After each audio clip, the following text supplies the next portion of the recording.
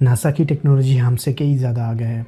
अगर हम उसके टेक्नोलॉजी की बात करें तो अभी जो पृथ्वी में जो टेक्नोलॉजी चल रहा है वो कई ज़्यादा आगे होता है, और उसके जो रोवर होते हैं उसमें जो इक्विपमेंट लगाया जाता है या फिर जो इंस्ट्रूमेंट लगाया जाता है उसका जो क्वालिटी है वो अभी जो है उससे कई ज़्यादा आगे है।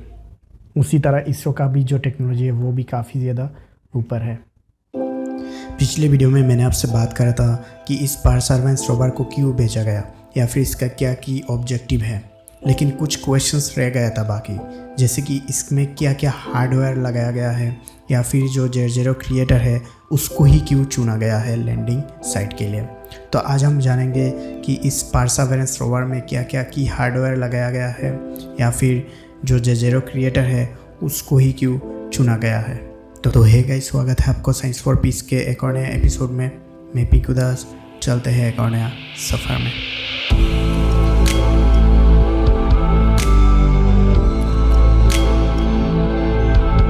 अगर आपने मेरे पहले वीडियो नहीं देखा तो शायद आपको कुछ बातें समझ में नहीं आ सकता है, तो अब मेरे पहले वीडियो देख लो, उसके बाद इस वीडियो को देख सकते हो। मैं नीचे डिस्क्रिप्शन पे लिंक दे दूँगा, देख लेना है उसको।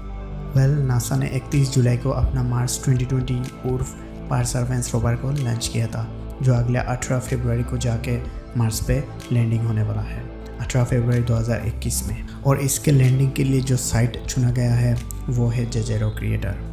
तो अब बात आती है कि इसके लैंडिंग के लिए जेजेरो क्रिएटर को ही क्यों चुना गया, या फिर इसमें ऐसा क्या मिला कि इस क्रिएटर को ही चुना गया लैंडिंग साइट के लिए। अगर हम परसेवरेंस रोवर की जो की ऑब्जेक्टिव है वो देखें तो इसका ये काम है कि वहाँ पे जाके क्या पहले कभी इसमें रहने लायक सिचुएशन था या फिर क्या इसमें माइक्रोबायोट्स था वो चेक करना होगा, और उसका कुछ सॉइल के जो सैंपल है वो इकट्ठा करना है। और जो जेजेरो क्रिएटर है वो कुछ चुनिंदा जगहों में से है जहाँ पे यह सब होने का संभावना काफ़ी ज़्यादा बढ़ जाता है। अगर हम जेजेरो क्रिएटर की बात करें तो ये एक 49 किलोमीटर बड़ा क्रेटर है और एक टाइम पे ये पानी से भरा हुआ था। इसके अलावा इससे 2 चैनल्स जुड़ा हुआ पाया गया है।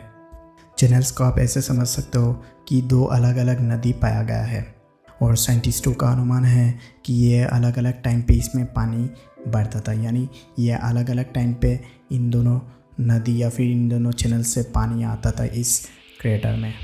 और हम ये बात भी जानते हैं कि जब कोई नदी बहता है तब उसके साथ मिट्टी भी बहती है, और वो जो मिट्टी है वो नदी के मुंह में, जहाँ पे नदी किसी समुंदर या फिर किसी झील के साथ मिलता हो, वहाँ पे वो डेल्टा बना देता है। डेल्टा यानी नदी के पानी के साथ जो मिट्टी बह के आता है वो नदी के मुंह में जमा होते जाता है, और धीरे धीरे ये जो मिट्टी है ये ज़मीन के आकार ले लेता है। हमारा जो सुंदरवन है वो इसी तरह से ही बना है। तो जब कोई नदी बहता है तो उसके साथ मिट्टी भी बहती है, जिससे कि डेल्टा बन जाता है उसके मुंह में। और उसी तरह कुछ सिमिलर चीज़ भी जेजेरो क्रिएटर के साथ होता हुआ दिखाई दिया। जेजेरो क्रिएटर में जो 2 चैनल्स हैं, नॉर्दर्न एंड वेस्टर्न, उन दोनों चैनल्स के मुंह में ऐसा ही डेल्टा दिखाई दिया। तो जब इन चैनल्स में पानी बहता था तब उनसे जो मिट्टी आता था वो इस क्रिएटर को धीरे धीरे बढ़ता चला गया था, और उनके मुंह में ऐसा ही डेल्टा दिखाई दिया, करीब 1 किलोमीटर बड़ा डेल्टा दिखाई दिया। इसके अलावा जेजेरो क्रिएटर जितना बड़ा है वो उसके हिसाब से उतना डीप नहीं है, और ये बात उस बात को इशारा करता है कि इन नदियों से काफ़ी ज़्यादा मिट्टी आता था, और इन्हीं मिट्टी से जो है वो डेल्टा बना था। और हम सब तो जानते हैं कि नदी के पानी के साथ जो मिट्टी आता है वो काफ़ी ज़्यादा उपजाऊ होता है, और किसी भी डेल्टा बनने के लिए कम से कम 10 लाख से लेकर 1 करोड़ साल तक समय लगता है। 10 लाख से 1 करोड़ साल काफ़ी ज़्यादा होता है, और इतने टाइम पे अगर रहने लायक सिचुएशन हो तो कोई भी जीवन आराम से फल फूल सकता है। और यही सबसे बड़ा कारण है कि इस मिशन के लिए लैंडिंग साइट जेजेरो क्रिएटर को चुना गया है।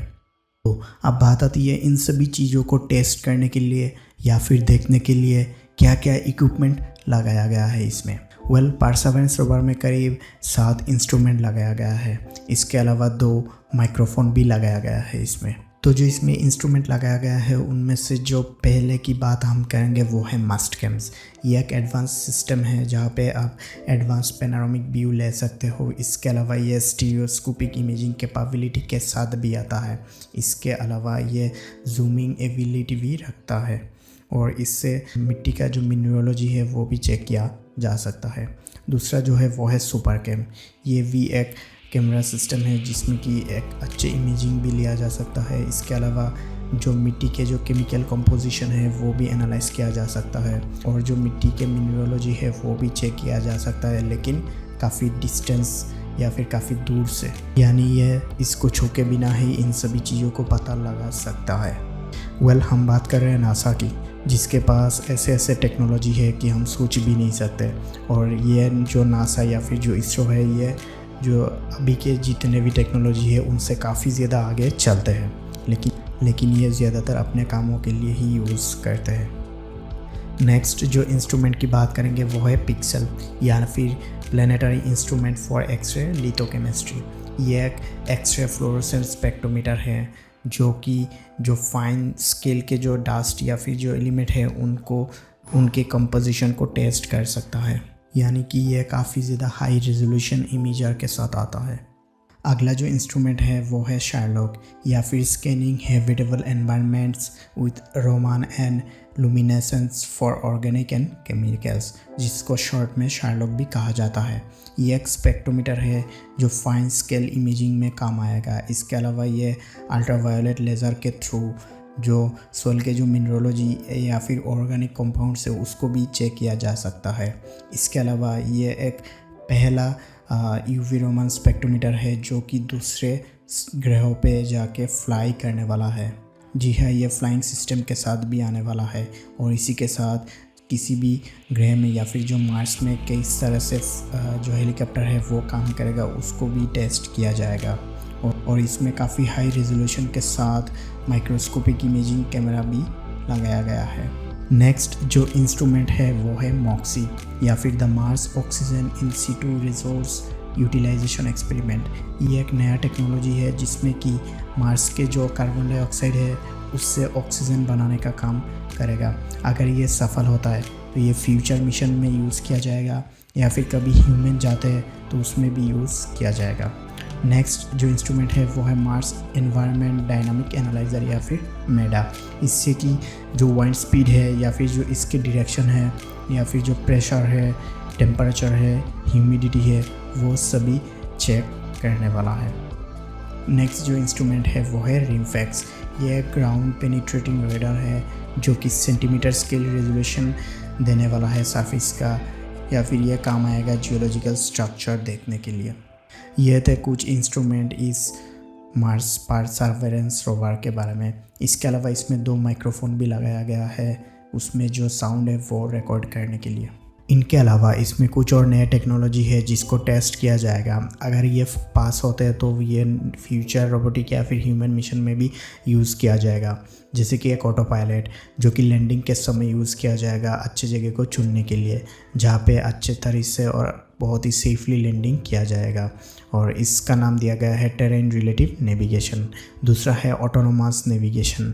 ये यूज़ किया जाएगा चैलेंजिंग मोमेंट के, जब कोई स्टॉर्म या फिर कोई आंधी के तूफान आता है तब ये अच्छे ड्राइव करने के लिए और फास्टर ड्राइव करने के लिए यूज़ किया जाएगा।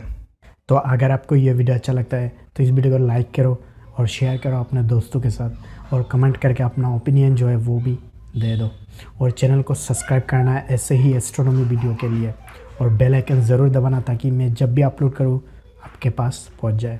तो मिलेंगे एक और वीडियो में, तब तक के लिए बाय।